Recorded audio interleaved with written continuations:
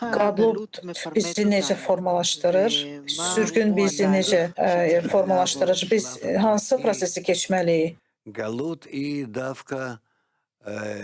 Sürgün bizə labüd bir prosesdir ki, biz qurtuluşu istəyək. Çünki sürgün bizdə yəni mövcudluğun zəruriliyinin mənasını bizə açır. Yəni sürgün nəyə görə sürgün adlanır? Çünki mənim yaradanla görüşməyim, birləşməyimin çatışmamazlığı var məndə. Mən yaradandan sürgündəyəm və buradan mən həmçinin əlimdəki yaradanla mənim aramda əlaqə yaradan vasitələri də itirirəm. Hətta etmək istəyimi itirirəm. Çünki mən yaradanı yalnız bu xüsusiyyətlə dərk etməliyəm.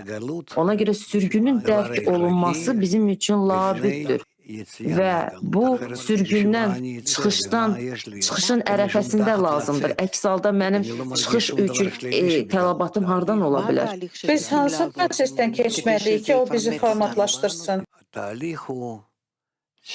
Proses ondan ibarətdir ki, bizim çatışmamazlığımızı tapmalıyıq ki, nə lazımdır bizə ki, biz yaradanla əlaqəyə girik. Yəni, burada yaradanın nəyə görə gizli olduğu və onu necə mən aşkarlaya bilərəm. Yəni, necə mən onu əldə edə bilərəm. Yəni, bütün bu suallara biz təhlil edib onlara cavabı tapmalıyıq.